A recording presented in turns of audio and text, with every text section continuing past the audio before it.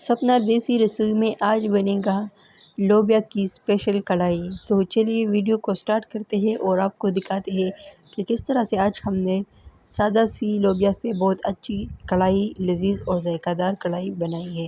تو سب سے پہلے ہم نے 4 عدد بڑے ٹماٹر لیے ہیں اور ساتھ میں 2 عدد سبز مرچ لیے ہیں۔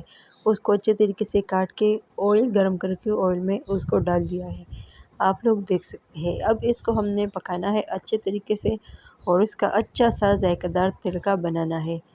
کڑھائی میں ٹماٹر جتنے زیادہ ہو اتنا اس کا ذائقہ اچھا بنتا ہے۔ ٹماٹر کو جلدی اگلنے کے لیے، جلدی پکانے کے لیے ہم نے حسب ذائقہ نمک لیا ہے۔ آپ لوگوں نے جتنا لوبیا پکانا ہو اتنا ہی نمک ڈال دیجیے۔ لوبیا کڑھائی کا اپنا ہی ایک ذائقہ ہوتا ہے، جس کو لوبیا نہیں پسند وہ بھی لوبیا کڑھائی کھا کے لوبیا کا شوقین بن جائے گا۔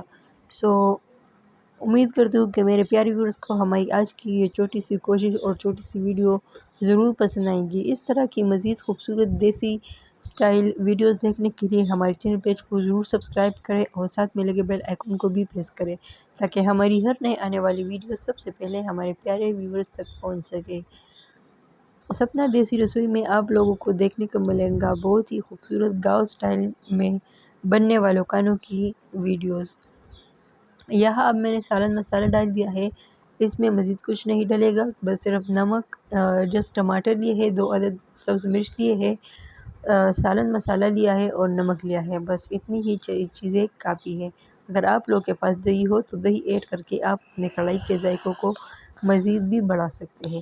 تو تڑکا تیار ہو گیا ہے۔ اب یہاں میں نے اس میں لوبیا ڈال دیا اور اس کو اچھے طریقے سے مکس کر کے اس کو تب تک کے لیے پکانا ہے جب تک کہ سارے لوبیا کو تڑکے کا ذائقہ نہ ملے۔